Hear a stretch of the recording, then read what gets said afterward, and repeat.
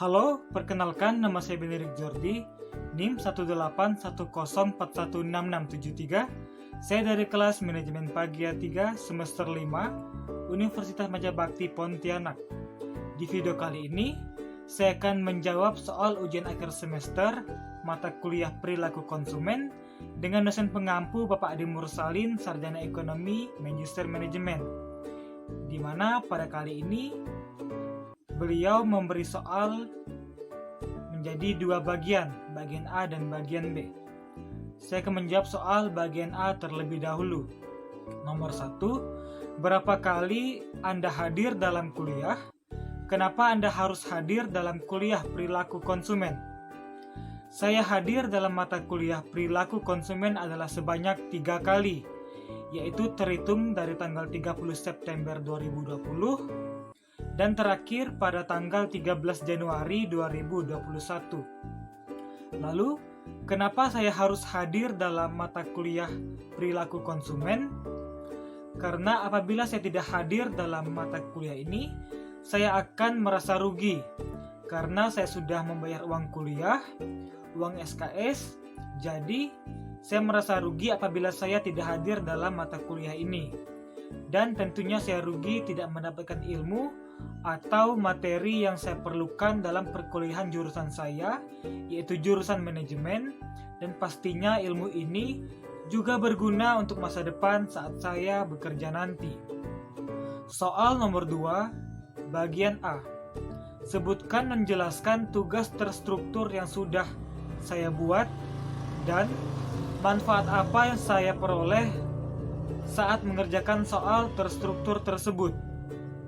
Tugas terstruktur mata kuliah Perilaku Konsumen yang saya peroleh hanya ada satu, yaitu pada tanggal 13 Oktober 2020. Pada tugas tersebut, kami disuruh membuat sebuah video record mengenai sebuah keputusan pembelian suatu produk yang pernah saya secara pribadi beli, yaitu dan faktor-faktor apa saja yang mempengaruhi saya dalam membeli produk tersebut. Lalu, manfaat apa yang saya peroleh setelah mengerjakan tugas terstruktur tersebut? Manfaat yang saya peroleh yaitu saya secara pribadi lebih mengetahui mengenai prinsip-prinsip atau nilai-nilai ekonomi yang ada dalam diri saya, yaitu saya memiliki banyak pertimbangan dalam membeli suatu produk, di mana pertimbangan tersebut membuat saya lebih mendapatkan kelebihan atau keuntungan dalam berbelanja, yaitu saya jadi memilih atau membeli suatu produk sesuai dengan kebutuhan saya saja. Dalam membeli pun saya melihat kelebihan dan kekurangan produk tersebut, membandingkan kualitas produk tersebut dengan harga yang ditawarkan, serta membandingkannya dengan produk merek lain dengan kualitas yang hampir sama, serta menyesuaikan dengan budget atau duit yang telah saya siapkan. Dengan penuh pertimbangan seperti itu, membuat saya mendapatkan produk yang bagus dan sesuai dengan apa yang saya inginkan, dan tidak overprice atau harganya sesuai dengan budget yang telah saya siapkan sebelumnya. Jadi, setelah saya mengerjakan tugas terstruktur tersebut, saya mendapatkan banyak sekali manfaat, khususnya ketika saya harus berbelanja. Soal nomor 3, bagian A. Manfaat apa yang saya peroleh ketika mempelajari perilaku konsumen melalui Google Classroom? Banyak manfaat yang saya peroleh ketika mengikuti perkuliahan mata kuliah perilaku konsumen, yaitu seperti di keadaan pandemi sekarang, proses pembelajaran melalui Google Classroom sangat membantu dan meringankan. Saya sendiri jadi sering membaca, menonton video YouTube tentang materi yang dosen kirim, dan mengerjakan tugas secara mandiri di rumah dengan panduan yang dosen kirim di Google Classroom. Dengan demikian, walaupun perkuliahan dilaksanakan dari rumah masing-masing, kami tetap mendapatkan ilmu yang sangat bermanfaat untuk masa depan kami. Selanjutnya saya akan menjawab soal bagian B. Soal nomor 1 pada bagian B. Sebutkan 5 faktor tingkah laku manusia. 5 faktor tingkah laku manusia, yaitu Yang pertama ada genetika. Yang kedua sikap. Sikap adalah suatu ukuran tingkat kesukaan seseorang terhadap perilaku tertentu. Nomor 3 atau yang ketiga, norma sosial adalah pengaruh tekanan sosial. Yang keempat, kontrol perilaku pribadi. Kontrol perilaku pribadi adalah kepercayaan seseorang mengenai sulit tidaknya melakukan suatu perilaku. Poin yang terakhir atau yang kelima, budaya. Budaya atau kebudayaan adalah yang dianut dan dilestarikan oleh manusia tersebut sejak dahulu. Soal nomor 2 pada bagian B. Sebutkan 4 sifat dasar yang harus dimiliki oleh seorang penjual. 4 sifat dasar yang harus dimiliki seorang penjual yaitu: yang pertama, pengetahuan akan diri sendiri. Yang kedua, pengetahuan akan barang dan jasa yang dijual. Yang ketiga, pengetahuan tentang langganan-langganan atau calon-calon pembeli. Yang terakhir atau yang keempat, kepribadian penjual. Soal nomor 3 pada bagian B. Sebutkan 5 peran dalam proses pengambilan keputusan pembelian. 5 peran dalam proses pengambilan keputusan pembelian yaitu: yang pertama ada inisiator. Inisiator yaitu orang yang pertama-tama memberikan pendapat ataupun pikiran untuk membeli produk atau jasa tertentu. Yang kedua ada influencer, yaitu orang yang pandangan atau nasihatnya memberi bobot dalam pengambilan keputusan akhir. Yang ketiga yaitu ada decider. Decider yaitu orang yang sangat menentukan sebagian ataupun keseluruhan pembelian. Apa yang akan dibeli, dengan cara bagaimana membeli atau di mana akan membeli. Yang keempat ada buyer. Buyer yaitu orang yang akan melakukan pembelian nyata. Yang terakhir atau poin yang kelima ada user. User yaitu orang yang akan mengkonsumsi atau menggunakan produk atau jasa tersebut. Soal nomor 4 pada bagian B. Apa yang dimaksud dengan perilaku konsumen? Perilaku konsumen adalah proses dan aktivitas ketika seseorang berhubungan dengan pencarian, pemilihan, pembelian, penggunaan serta pengevaluasian produk dan jasa demi memenuhi kebutuhan dan keinginan. Perilaku konsumen merupakan hal-hal yang mendasari konsumen untuk membuat keputusan pembelian. Soal nomor 5 pada bagian B. Apa yang dimaksud dengan faktor kebudayaan sebagai hal yang mempengaruhi perilaku konsumen? Di sini artinya kebudayaan berpengaruh atau berdampak kepada perilaku konsumen karena kebudayaan merupakan simbol dan fakta yang kompleks yang diciptakan oleh manusia, diturunkan dari generasi ke generasi sebagai penentu dan pengatur perilaku manusia dalam masyarakat yang ada. Faktor budaya terdiri dari kultur, subkultur, dan kelas sosial. Faktor-faktor budaya mempunyai pengaruh yang paling luas dan mendalam terhadap perilaku konsumen karena seseorang cenderung akan mengikuti budaya di daerah tempat tinggalnya. Soal nomor 6, sebutkan 4 faktor yang mempengaruhi konsumen. 4 faktor yang mempengaruhi perilaku konsumen. Yang pertama ada faktor budaya. Faktor budaya memiliki dampak yang sangat luas dan terdalam pada perilaku konsumen. Faktor budaya yang mempengaruhi perilaku konsumen ini terutama mencakup faktor budaya, faktor subbudaya, dan kelas sosial konsumen.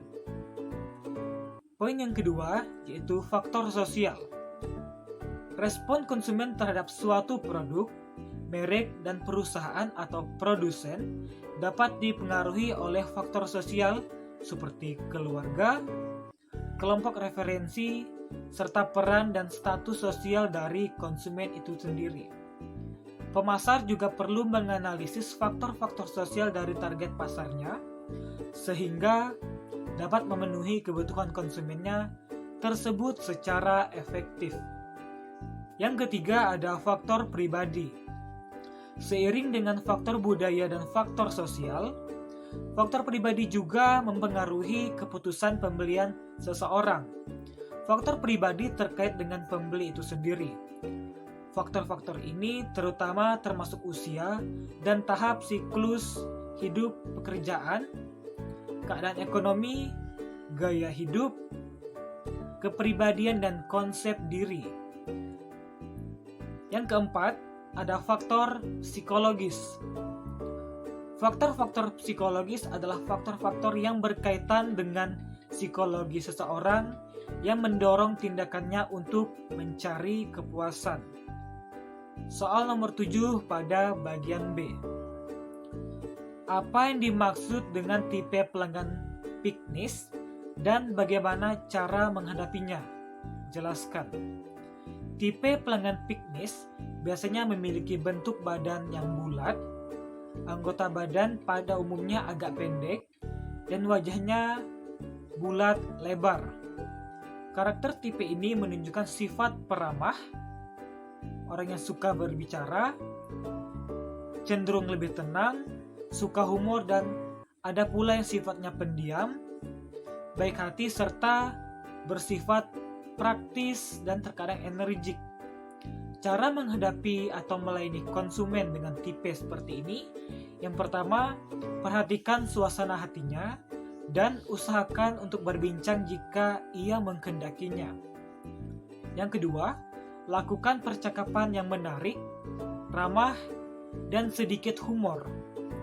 Yang ketiga, jangan mengadakan debat kusir karena mereka pada umumnya pandai bersilat lidah. Yang keempat, untuk tipe piknis yang pendiam, sebaiknya diberi sedikit perhatian. Yang kelima, jika mereka menunjukkan perilaku tertentu yang kurang pantas untuk didengar, janganlah dipersoalkan, karena mereka suka guyon atau humor. Soal nomor 8, apa yang dimaksud dengan pelanggan atletis dan bagaimana cara menghadapinya? Jelaskan. Tipe pelanggan atletis memiliki bentuk badan yang kokoh, pundak yang tampak lebar, dan pinggul yang berisi. Anggota badannya cenderung cukup panjang, badannya sedikit berotot dan kekar, wajahnya bulat telur atau sedikit lonjong. Karakternya menunjukkan sikap banyak gerak, tetapi penampilannya kalem, jarang humor, dan mempunyai sifat tidak lekas percaya dan sedikit lebih kaku.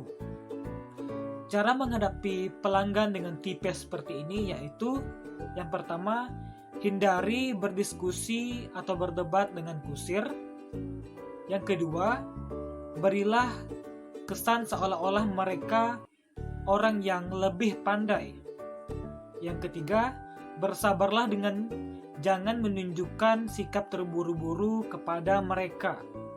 Yang keempat, sebaiknya jika ada pertanyaan yang mereka kemukakan, hendaknya dijawab dengan penjelasan yang lebih sistematis dan jika memungkinkan dengan alat peragaan, karena mereka umumnya tidak cepat untuk percaya. Dan yang terakhir atau poin yang kelima, hindarilah sikap yang mengecewakan mereka, terutama jika mereka tidak membeli atau tidak jadi membeli barang tersebut. Soal nomor 9 pada bagian B. Apa yang dimaksud dengan tipe pelanggan analisis dan bagaimana cara menghadapinya? Jelaskan. Tipe pelanggan analisis atau analitis, mungkin ini merupakan tipe yang paling sulit dihadapi oleh banyak penjual. Pembeli analitis atau analis akan mencari tahu dengan seksama mengenai barang yang akan mereka beli.